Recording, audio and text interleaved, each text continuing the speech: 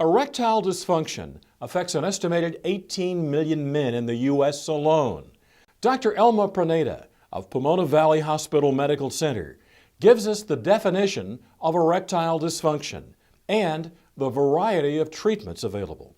The definition of erectile dysfunction is the inability to obtain or maintain an adequate erection for intercourse, basically a firm penis for intercourse. And that's something that really should be distinguished by other aspects of sexual function that people confuse this with. There's libido, which is sexual drive. There's orgasm, which is that pleasurable feeling right about the time of ejaculation. And there's the ejaculation where the fluid comes out. But erection is actually getting a firm penis. The symptoms vary. It can be as severe as not being able to get any type of firmness to the penis. Everything's completely soft, to being able to get a firm erection for penetration, but during intercourse, the penis gets softer. There's a variety of treatment options nowadays that are very successful. Back in the 70s and 60s, a lot of urologists or physicians in general thought that this was all psychologic. Well, now we find that psychologic is a minority, it's 10% or less. But the treatment options, we can go from the least invasive to the most invasive. And the least invasive revolve around basically anything healthy for your heart is healthy for your erections. So a heart-healthy diet, regular cardiovascular exercise can increase blood flow to the pelvic area, helping you with your erections. But there are oral medications such as Viagra, Cialis, Levitra, Staxin.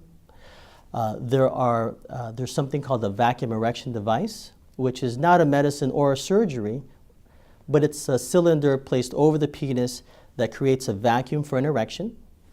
There is an injection that men can give themselves right before intercourse to get a firm penis. And there are surgical options, which are a last resort, and that is basically a penile prosthesis.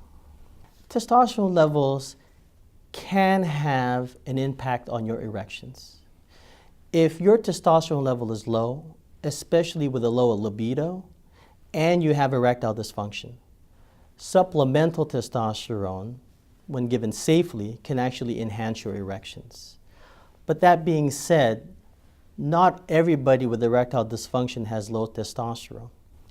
Not everybody that we give testosterone supplementation to will enhance their erections. But it is something that we consider when we get blood levels that are low and a patient has low libido. As urologists, the first thing we check for are testosterone levels, or basically getting a hormonal panel that's done early in the morning because that's when testosterone levels are the highest. And if those testosterone levels are low, that can be one reason why you can have low libido, and giving you testosterone supplementation, usually through gel formulations, can help you. But low libido can be from many different causes. It could be from stresses at work and home.